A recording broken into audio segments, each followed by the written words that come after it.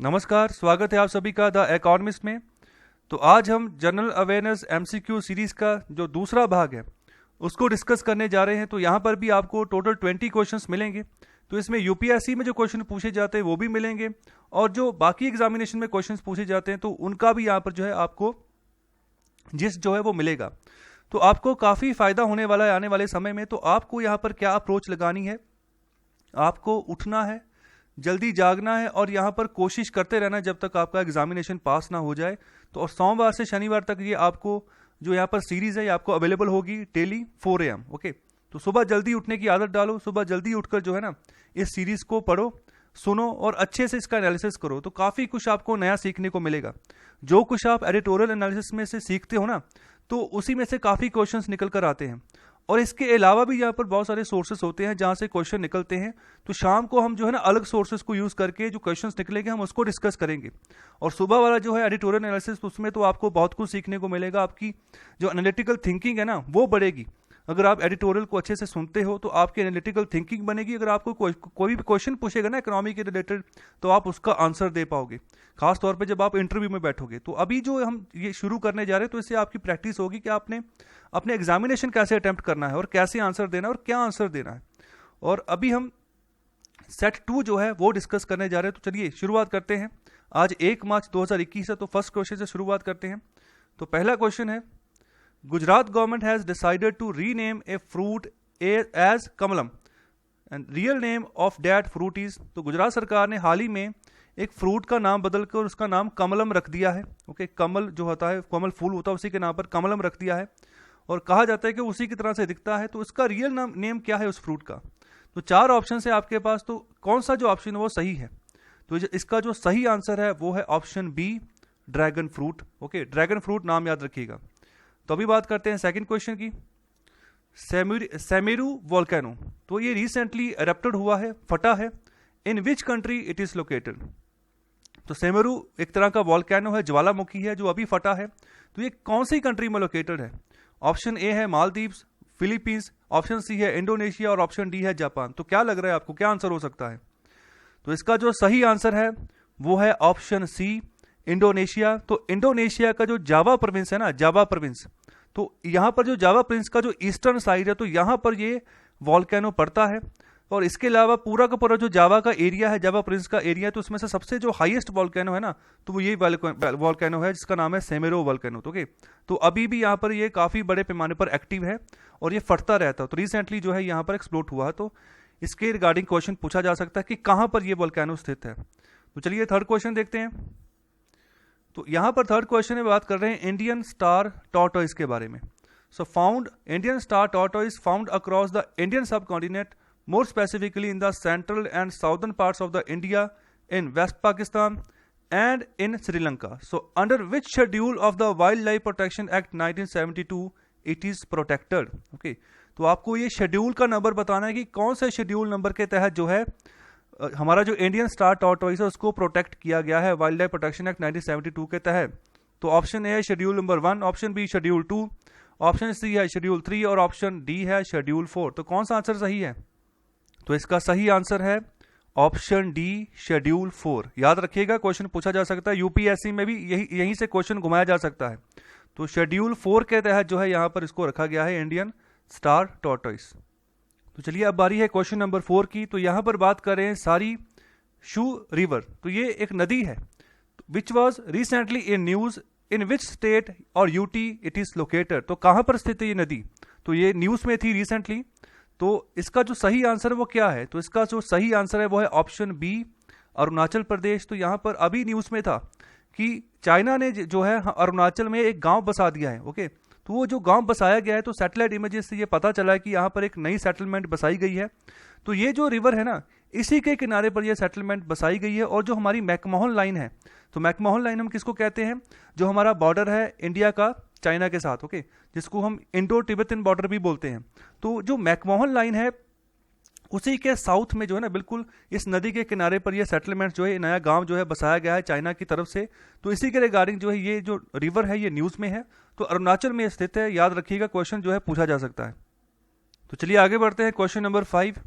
तो इसमें बात कर रहे हैं it is a bike based casualty transport emergency vehicle institute of nuclear medicine and allied sciences Delhi based DRDO laboratory handed over this vehicle to central reserve police force. So name of this vehicle is, तो क्या नाम है इस vehicle का जिसको कि DRDO की एक लेबोरेटरी के द्वारा CRPF को जो है यहाँ पर हैंड ओवर किया गया है। तो एक बाइक बेस्ड कैजुअलिटी ट्रांसपोर्ट है, एक बाइक की तरह काम करती है, एक बाइक ही है। तो यहीं पर जो है ना, जो एम्बुलेंस में फैसिलिटीज होती हैं वो सभी फैसिलिटीज एक बाइक में ही जो है इंप्लीमेंट की हुई हैं, और इसका एक बाकायदा नाम इसको दिया गया है। तो आपके पास 4 ऑप्शन है, तो क्या नाम है इसका? तो इसका जो नाम है वो है ऑप्शन सी, रक्षिता। इंपॉर्टेंट है, नाम याद रखिएगा। ये एक bike based casualty transport emergency vehicle है। ओके, अगर कोई भी कैजुअलिटी सपोज करो CRP में, जहां हमारे आर्म्ड फोर्सेस में होती है, तो जल्दी से अगर उसको हॉस्पिटलाइज करना है तो यहाँ पर इसी बाइक पर बैठाया जाएगा। यहाँ पर इस बाइक के पीछे एक जो है कंफर्टेबल चेयर लगी है, और जो यहाँ पर इक्विपमेंट्स चाहिए होते हैं एम्बुलेंस में, वो सभी जो है इस बाइक में इंस्टॉल्ड हैं, और इसका नाम है रक्षिता। इंपॉर्टेंट है, नाम याद रखिएगा। तो चलिए आगे बात करते हैं क्वेश्चन नंबर 6 की। Prime minister Narendra Modi recently flagged off 8 trains connecting Kevadia. So Kevadia is famous for, तो किस चीज के लिए केवाड़िया फेमस है? ऑप्शन ए है न्यूट्रिशन पार्क, ऑप्शन बी है valley of flowers, option C है स्टैच्यू ऑफ यूनिटी, और ऑप्शन डी है ऑल ऑफ द अबव। यहाँ पर तीनों है। ओके, तो क्या आंसर हो सकता है? तो पहली बात, केवाड़िया जो स्थित है ये गुजरात में स्थित है। ओके, तो यहाँ पर ये जो तीनों ऑप्शंस हैं ये तीनों की तीनों सही हैं। ऑप्शन डी जो है ना वो राइट आंसर है, ऑल ऑफ द अबव। ये तीनों चीजें जो है यहाँ पर इसके लिए केवाड़िया फेमस है। स्टैच्यू ऑफ यूनिटी भी यहाँ पर है, वैली ऑफ फ्लावर्स भी यहाँ पर है, और न्यूट्रिशन पार्क भी यहाँ पर है। ओके, इसके अलावा जो सरदार सरोवर डैम है वो भी यहाँ पर है, और इसके अलावा जो सरदार पटेल जूलॉजिकल पार्क है, ओके, तो वो भी यहाँ पर है, जिसका कि हाल ही में नरेंद्र मोदी जी ने उद्घाटन भी किया था। तो इंपॉर्टेंट है, इन सभी बातों का ध्यान रखिएगा। तो अभी बारी है क्वेश्चन नंबर 7 की। तो यहाँ पर बात करें Desert Knight 21। It is a bilateral air exercise held between Indian air force and French air and space force. So it's latest edition was held in. तो पहली बात तो ये बात याद रखिएगा कि ये जो एक्सरसाइज है डेजर्ट नाइट 21 एक्सरसाइज है, ये इंडियन एयरफोर्स और जो फ्रांस की एयरफोर्स है उसके बीच में होती है। और क्वेश्चन यहाँ पर पूछ रहा है कि इसका जो लेटेस्ट एडिशन हुआ है 2021 में वो कहाँ पर हुआ है। तो 4 ऑप्शन है आपके पास, तो सही आंसर क्या है? तो इसका जो सही आंसर है वो है ऑप्शन सी, जोधपुर। तो जोधपुर में जो है इस बार ये बायलेटरल एयर एक्सरसाइज हुई है फ्रांस और इंडिया की एयर फोर्सेस के बीच में। सो अभी नेक्स्ट क्वेश्चन है क्वेश्चन नंबर 8। यहां पर बात कर रहे हैं India first indigenous 9mm machine pistol has been jointly developed by. तो ये इंडिया का पहला जो है ना, हमें घरेलू उत्पादन हमने किया है, खुद से रिसर्च करके ये चीज बनाई है, 9mm मशीन पिस्टल बनाई है। तो इसको किसने जॉइंटली डेवलप किया है? तो क्या आंसर है इसका? तो आपके पास 4 ऑप्शंस हैं, तो आप देखिए कौन सा सही आंसर है। तो इसका जो सही आंसर है वो है option B, DRDO and Indian army. तो इन दोनों की तरफ से जो है, इन दोनों की तरफ से जॉइंटली इस मशीन पिस्टल को जो है डेवलप किया गया है। तो यहाँ पर ये थोड़ी लाइट वेट पिस्टल है, और साथ ही साथ जो इस वेपन का नाम है वो याद रखिएगा, वो इंपॉर्टेंट है। इस वेपन का नाम है आसमी, ASMI, आसमी। ओके, जिसका मतलब होता है प्राइड, ओके, सेल्फ रेस्पेक्ट और हार्डवर्क। तो इस चीज को याद रखिएगा। इसका नाम भी पूछा जा सकता है कि इस 9mm मशीन पिस्टल का नाम क्या है। इसका नाम है आसमी, ASMI। तो ये एक लो वेट की यहाँ पर पिस्टल बनाई हुई है, तो इंडिजिनियसली जो है इसको डेवलप किया हुआ है। चलिए आगे बढ़ते हैं। तो वही बात कर रहे हैं क्वेश्चन नंबर 9 की। तो बात करें Prarambh startup India international summit. This summit marks the 5th anniversary of the startup India initiative launched on 16 January 2016। It is being organised by. तो पहली बात, जो प्रारंभ ये स्टार्टअप इंडिया इंटरनेशनल समिट है, जो कि अभी अपना जो है ना 5वीं सालगिरह मना रही है। तो इसको शुरुआत इसकी हुई थी, इसको लॉन्च किया गया था 16 जनवरी 2016 को। तो इसको कौन जो है ना इसको ऑर्गेनाइज करता है? तो 4 ऑप्शंस आपके पास है। Ministry of commerce and industry है, ऑप्शन बी है ministry of skill development, option C है department of space, option D है ministry of information and technology. तो कौन सा आंसर सही है? तो जो सही आंसर है वो है option A, ministry of commerce and industry. तो ये जो है ना इसको यहाँ पर ऑर्गेनाइज करता है। तो इसका जो डिपार्टमेंट है, तो उस डिपार्टमेंट का क्या नाम है? उस डिपार्टमेंट का नाम है department for promotion of industry and internal trade. Okay, तो इसके द्वारा जो है इस स्टार्टअप समिट को जो है यहाँ पर ऑर्गेनाइज किया जाता है। सो नेक्स्ट क्वेश्चन है। सो नेक्स्ट क्वेश्चन में बात कर रहे हैं क्वेश्चन नंबर 10। तो यहाँ पर ये यूपीएससी के रिगार्डिंग जो है क्वेश्चन है। यूपीएससी में ऐसे क्वेश्चंस पूछे जाते हैं, आईबी में भी जो जनरल अवेयरनेस का पेपर आया था वहां पर ऐसे क्वेश्चंस पूछे गए थे। ओके, तो और भी जो एग्जाम जो हो रहे हैं ना, जिसको आप छोटे एग्जाम भी बोल रहे हो, तो वहां पर भी आजकल ऐसे इस तरीके से क्वेश्चंस पूछे जा रहे हैं टफ करके। ओके। और जो आपके जो स्टेट लेवल के जो पीसीएस पेपर होते हैं तो वहां पर भी ऐसे क्वेश्चंस आ रहे हैं। तो क्या क्वेश्चन कह रहा है, question number 10, consider the following statements about Tejas. Okay, तो तेजस क्या है? तेजस हमारा एक लड़ाकू विमान है भारत का। तो क्या बोल रहा है, पहली लाइन क्या बोल रहा है? तो फर्स्ट लाइन यहां पर बोल रहा है Tejas is a double seat single jet engine multi role light fighter. Okay, तो ये आपको ये पहचानना है कि ये सही स्टेटमेंट है कि गलत स्टेटमेंट है। सो सेकंड स्टेटमेंट बोला है it is the smallest and lightest multi role supersonic fighter aircraft in the Indian air force.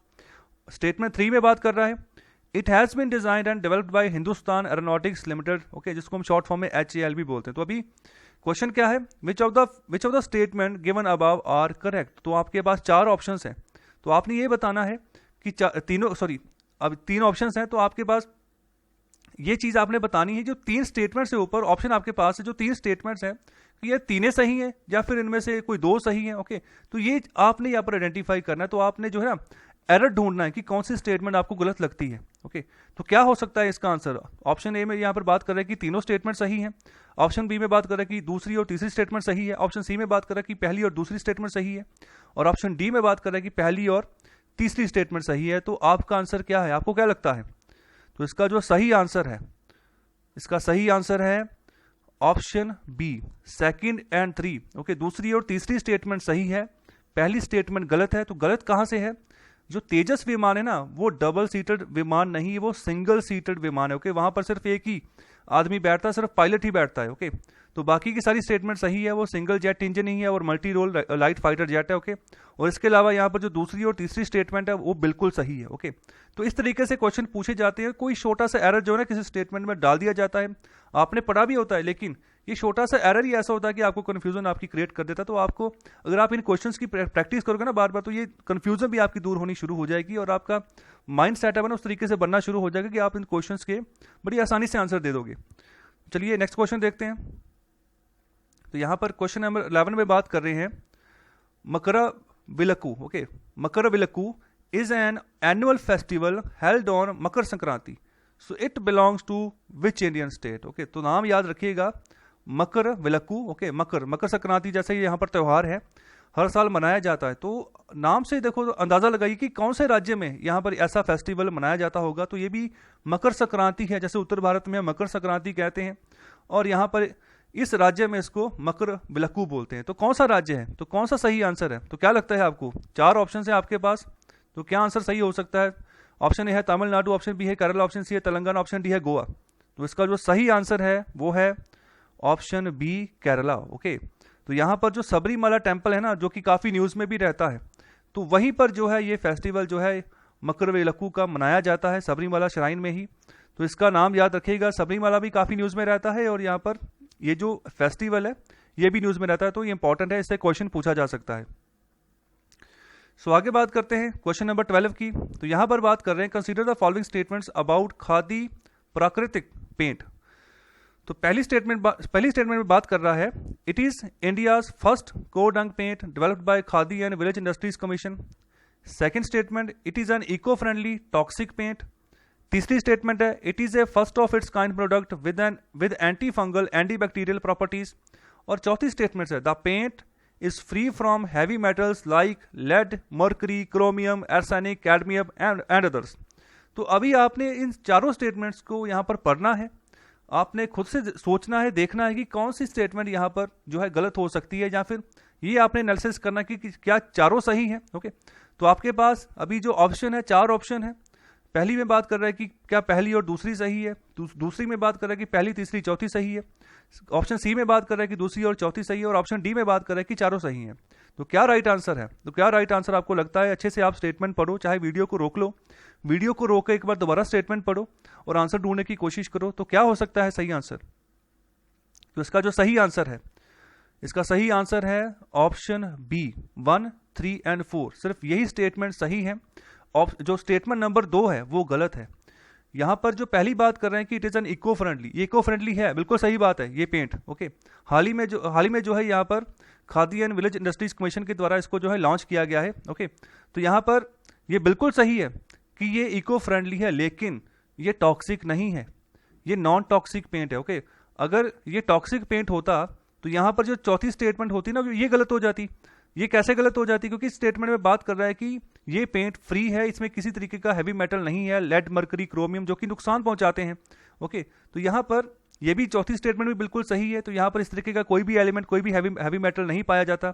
अगर हैवी मेटल नहीं पाया जाता इसका मतलब ये टॉक्सिक नहीं है, ये नॉन टॉक्सिक पेंट है। ओके, तो इसको थोड़ा सही कर लीजिएगा। इससे यहाँ पर क्वेश्चन बनने के बहुत ज़्यादा चांसेस है, इंपॉर्टेंट है, ध्यान रखिएगा। और नेक्स्ट क्वेश्चन है क्वेश्चन नंबर 13। यहाँ पर बात कर रहे हैं जोको वैली इज लोकेटेड एट। तो कहाँ पर लोकेटेड ये वैली? तो पहली बात तो ये न्यूज़ में क्यों है? क्योंकि हाल ही में यहाँ पर आग लग गई थी इस वैली में। ओके, जो वाइल्ड फायर होता है वो फैलनी शुरू हो गई तो बड़ी मुश्किल से यहाँ पर काबू पाया गया। तो ये वैली जो है ना, ये मशहूर है, जो लिली नाम का फूल होता है जिसकी उम्र बहुत कम होती है। तो यहाँ पर इसी पर्टिकुलर वैली में ही ये फूल जो है पाया जाता है। तो ये इंपॉर्टेंट काफ़ी है हमारे यहाँ पर इकोलॉजिकली पॉइंट ऑफ व्यू से भी ये वैली, और जो स्पीसीज का मायना है उसके मायने में भी काफ़ी इंपॉर्टेंट वैली है। तो यहाँ पर ये कहाँ पाई जाती है, कहाँ पर लोकेटेड है ये? ऑप्शन ए है मणिपुर, ऑप्शन बी है border of Manipur and Nagaland, option C है असम, ऑप्शन डी है सिक्किम। तो सही आंसर क्या है इसका? तो इसका सही आंसर है option B, border of Manipur and Nagaland. Okay, Nagaland और मणिपुर के जो बॉर्डर है वहां पर ये वैली जो है ना ये लोकेटेड है, इंपॉर्टेंट है, नाम याद रखिएगा। तो आगे है question number 14। Vanadium is a high value metal used in strengthening steel and titanium. Recently its primary deposits formed in an Indian state, name the state. तो वेनेडियम जो है ना एक हाई वैल्यू मेटल है, जो यहाँ पर स्टील में हम जो ना इसके अलॉय डालते हैं, टाइटेनियम में इसके अलॉय डालते हैं ताकि कि इसमें मजबूती और बढ़े, स्टील और मजबूत होनी शुरू हो जाए। तो वेनेडियम एक ऐसी धातु है, ठीक है, इसको मिक्स करते हैं हम बाकी यहाँ पर धातुओं के साथ स्ट्रेंथ बढ़ाने के लिए। तो रिसेंटली जो ना इसके जो प्राइमरी डिपॉजिट जो भंडार है वो पाए गए एक राज्य में। तो उस राज्य का नाम क्या है? ऑप्शन ए है आंध्र प्रदेश, ऑप्शन बी है Jharkhand, option C Arunachal Pradesh, option D है वेस्ट बंगाल। तो क्या है सही आंसर? तो इसका जो सही आंसर है वो है ऑप्शन सी, अरुणाचल प्रदेश। तो जो अरुणाचल प्रदेश का यहाँ पर डेपो और तमांग वाले जो एरियाज है ना, तो ये डेपो और तमांग वाले एरियाज कौन से जिले में पड़ते हैं?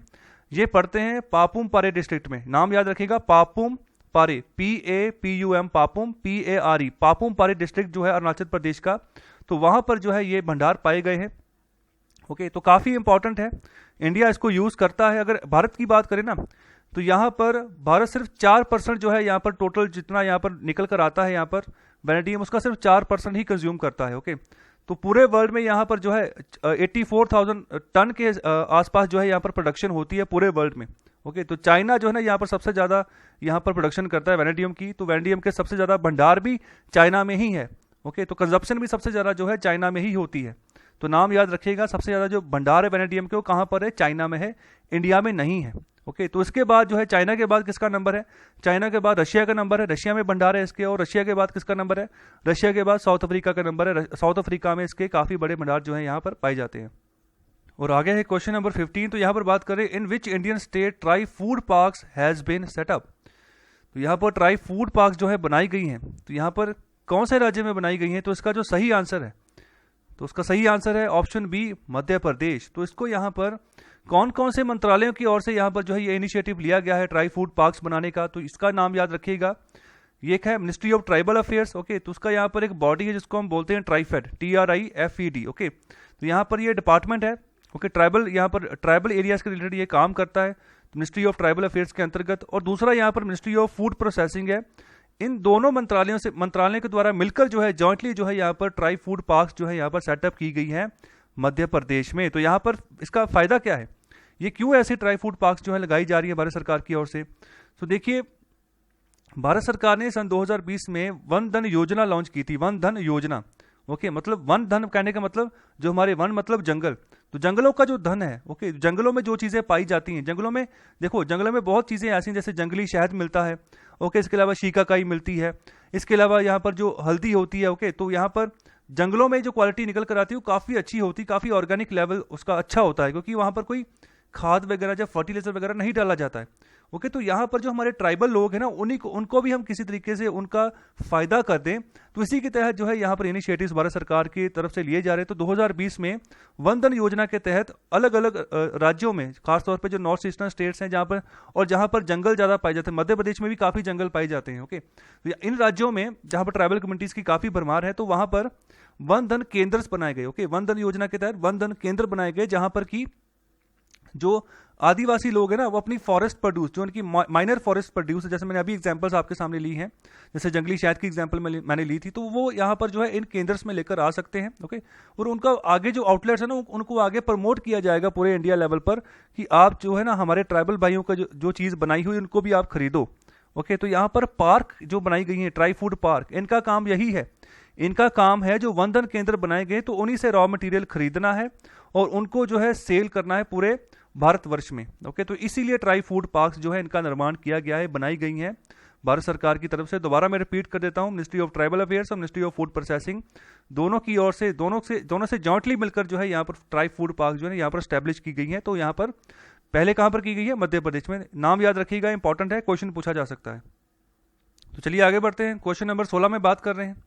The new school bag policy 2020, in which the weight of the school bags as per the policy should be 1.6 to 2.2 kilogram for students of class 1 and 2nd, 1.7 to 2.5 kilogram for class 3rd, 4th and 5th, 2 to 3 kilogram for class 6th and 7, 2.5 to 4 kilogram for class 8th, 2.5 to 4.5 kilogram for class 9th and 10th, and 3.5 to 5 kilogram for class 11 and 12। तो यहाँ पर ये policy बनाई गई है, तो आपको answer देना है कि इस पॉलिसी को किसने रिलीज किया है। 4 ऑप्शन है आपके सामने। ऑप्शन ए है एनसीईआरटी, ऑप्शन बी है दिल्ली गवर्नमेंट, ऑप्शन सी है ministry of home affairs, option D है मिनिस्ट्री ऑफ एजुकेशन। तो किसके द्वारा ये न्यू स्कूल बैग पॉलिसी 2020 जो है लॉन्च की गई है? तो पिछले काफी लंबे समय से मांग थी कि बच्चों को जो बच्चों के जो स्कूल बैग है ना, उनका बोझ कम कीजिए। इतनी उनकी उम्र नहीं है जितना वो बोझ लेकर जो है ना वो स्कूल में एंटर करते हैं, तो उसको थोड़ा कम कीजिए। तो उसी के तहत ये नई पॉलिसी जो है इसको अडॉप्ट किया गया है। तो इसको किसने रिलीज किया? तो इसको रिलीज किया है एनसीईआरटी के द्वारा। ओके, तो एनसीईआरटी ने इसको रिलीज किया है। तो एनसीईआरटी की फुल फॉर्म क्या होगी? सो एनसीईआरटी की फुल फॉर्म है national council of educational research and training. Okay, तो इंपॉर्टेंट है, नाम याद रखिएगा। चलिए आगे बढ़ते हैं। तो अभी बात करेंगे हम क्वेश्चन नंबर 17 की। तो क्वेश्चन नंबर 17 में बात कर रहे हैं मनथु पद्मनाभन। ओके, मनथु पद्मनाभन। तो यहाँ पर इनकी बात कर रहे हैं, ये एक पर्सनैलिटी है। ओके, तो इनके बात कर रहे हैं कि इन्होंने यहाँ पर पार्टिसिपेट किया, took part in anti untouchability agitations and advocated opening temples for people of all cast. He also participated in Vaikom Satyagraha. He is also known for his founding of the near service society NSS. तो ये कहाँ से थे? Okay, दोबारा मैं repeat कर देता हूँ, मनथु पद्मनाभन। तो यहाँ पर एंटी अनटचेबिलिटी जो यहाँ पर एजिटेशंस हुए थे, जो यहाँ पर स्ट्रगल हुए थे, तो उन्होंने यहाँ पर इसमें पार्टिसिपेट किया था और कहा था कि मंदिरों को खोलो, जिस भी जाति के लोग हैं उनको यहाँ पर परमिट करो कि वो मंदिर में जाकर यहाँ पर माथा टेक सके। और इसके अलावा जो वैकोम सत्याग्रह, तो ये भी काफी इंपॉर्टेंट है हिस्ट्री में से, मॉडर्न हिस्ट्री में से, तो इसके रिगार्डिंग क्वेश्चन पूछा जा सकता है। ओके, तो इसमें भी इन्होंने पार्टिसिपेट किया है। और नेयर सर्विस सोसाइटी भी इन्होंने बनाई थी, तो इसके रिगार्डिंग भी क्वेश्चन आ सकता है। तो कहां से थे ये? तो ये केरला से थे। ऑप्शन बी जो है ना वो इसका सही आंसर है। तो आगे बात कर रहे हैं क्वेश्चन नंबर 18 की। यहां पर बात कर रहे हैं विच of the following industry is not the part of Indian 8 core sector industries. तो अगर आपने लेक्चर सुना है, जो लास्ट मैंने लेक्चर यहाँ पर लिया है एडिटोरियल डिस्कशन का, तो अगर आपने उसको सुना होगा तो वहां पर मैंने डिस्कशन की है। तो अगर आप डेली रूटीन में एडिटोरियल एनालिसिस सुनते हो ना इकोनॉमिक टाइम्स न्यूज़पेपर का, तो वहां पर इकोनॉमी की बहुत सारी खबरें होती हैं, बहुत सारे ऐसे न्यूज़ एनालिसिस होते हैं जिसकी आपको सुनने की सख्त ज़रूरत है। तो आप उसको सुनिए, तो आपको बहुत कुछ समझ आएगा अपनी इकोनॉमी के बारे में, और क्या चल रहा है और क्या क्वेश्चन पूछा जा सकता है किस टॉपिक में से। तो इसी के रिगार्डिंग अभी क्वेश्चन है कि 8 कोर सेक्टर इंडस्ट्रीज में से जो हमारे पास नीचे ऑप्शंस गिवन है, इसमें से कौन सा यहाँ पर जो इंडस्ट्री जो है 8 कोर सेक्टर का जो है भाग नहीं है। ओके, तो 4 ऑप्शंस है, coal industry, fertiliser industry, copper industry और स्टील इंडस्ट्री। तो कौन सा यहाँ पर इंडस्ट्री है जो यहाँ पर 8 कोर सेक्टर इंडस्ट्री का हिस्सा नहीं है? तो वो है ऑप्शन सी, कॉपर इंडस्ट्री। इसके अलावा कोल, फर्टिलाइजर, स्टील, ये तीनों जो है यहाँ पर हिस्सा है हमारी जो कोर सेक्टर इंडस्ट्रीज हैं उनका। तो काफी इंपॉर्टेंट है, इसमें से क्वेश्चन पूछे जाने के चांसेस हैं। तो इसके अलावा और जो कोर सेक्टर इंडस्ट्रीज के यहाँ पर जो हिस्सा है वो कौन कौन से हैं? इसके अलावा है क्रूड ऑयल, इसके अलावा है नेचुरल गैस, इसके अलावा है यहाँ पर रिफाइनरी प्रोडक्ट्स। ओके, फिर सीमेंट इंडस्ट्री आ जाती है और फिर लास्ट में आ जाती है इलेक्ट्रिसिटी। तो ये भी यहाँ पर जो है हिस्सा है 8 कोर सेक्टर इंडस्ट्रीज के। टोटल जब मिला लोगे तो टोटल 8 कोर सेक्टर इंडस्ट्रीज बनेगी। और आगे बात कर रहे हैं क्वेश्चन नंबर 19 की। Recently which country has legalised abortions up to the 14th week of the pregnancy. तो रिसेंटली ही अभी जो है डिसीजन दिया गया है एक देश की सरकार के द्वारा। तो कौन सा देश है वो? कौन सा ऑप्शन जो है सही है? जो सही ऑप्शन है वो है ऑप्शन नंबर ए, अर्जेंटीना। तो यहाँ पर इन्होंने यहाँ पर जो है लीगलाइज कर दिया है कि 14th वीक भी जब हो जाएगा प्रेगनेंसी का, तो तब भी जो है आप अबॉर्शन करवा सकते हो। तो क्यों ऐसा यहाँ पर अनाउंसमेंट की है? तो इसको यहाँ पर अनाउंसमेंट इसलिए किया है कि यहाँ पर जब ये इलीगल था तो उस समय बहुत सारी एक्टिविटीज यहाँ पर देखी गई कि वोमेन जो है ना अनसेफ प्रोसीजर्स जो है उनको फॉलो करके अबॉर्शन करवा रही हैं, तो जिससे कि उनकी अपनी जिंदगी खतरे में पड़ जाती है। तो इसी के चलते अर्जेंटीना की सरकार ने यहाँ पर जो है यहाँ पर फैसला लिया है 14th वीक भी अगर हो जाता है प्रेगनेंसी का तब भी आप अबॉर्शन जो है करवा सकते हो। ये अभी लीगल होगा, अब इसको इलीगल नहीं माना जाएगा। तो चलिए आगे बढ़ते हैं। तो आखिर में है क्वेश्चन नंबर 20। तो इसमें बात करें, consider the following statements about pangolin. Okay, तो पेंगोलिन के बारे में यहाँ पर पूछ रहे हैं। तो पेंगोलिन भी एक जीव है। ओके, तो कुछ ऐसा दिखता है ये। तो इसी के बारे में ये भी कहा जा रहा था कि जो कोरोना वायरस फैला है तो इनको भी काटा जाता था। चाइना की जो वुहान की मार्केट थी जिसकी वजह से कोरोना वायरस फैलने के चांसेस थे, ये शुरुआत में जो थे ट्रेंड आए तो उसमें इसकी भी बात की गई थी। ओके, तो ये पेंगोलिन नाम का जीव है जिसके बारे में हम बात करने जा रहे हैं। तो क्या बोलता है क्वेश्चन कहता है consider the following statements about pangolin. तो पहली स्टेटमेंट बोलती है pangolin is the only scaly mammal on the planet, कि जो बड़े पैमाने पर जिसकी यहाँ पर साइज काफी बड़ा है तो यही अकेला मैमल है ओके प्लेनेट पे। दूसरा बोल रहा है of the 8 species of the pangolin world wide 2 are found in India.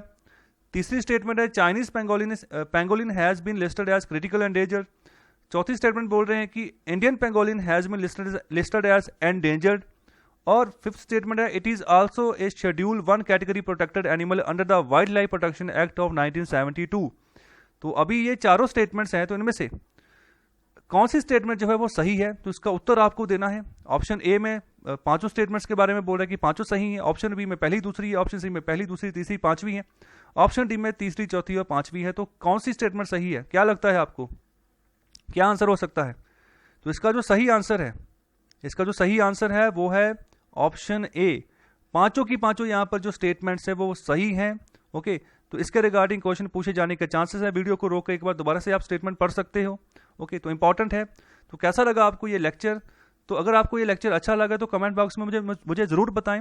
मैं आगे भी और सेट जो है इसके लेकर आऊंगा, तो आपको काफी फायदा होना चाहिए इसका। ओके, तभी इस इनिशिएटिव का फायदा होगा। तो सुबह जल्दी उठिए, जल्दी उठकर 4 बजे उठ के इस लेक्चर को सुनिए, आपको काफी फायदा मिलेगा। जब सुबह जल्दी उठ के कोई चीज करोगे ना उसका बहुत फायदा मिलता है जिंदगी में, वो चीज याद रह जाती है। तो एग्जामिनेशन में भी आपको वो चीज याद रहेगी, आसानी से आप उत्तर जो है ना दे पाओगे। तो आपको लेक्चर कैसा लगा है तो लाइक करें लेक्चर को, चैनल को सब्सक्राइब भी जरूर करें और इस वीडियो को शेयर भी जरूर करें। बहुत बहुत शुक्रिया, धन्यवाद।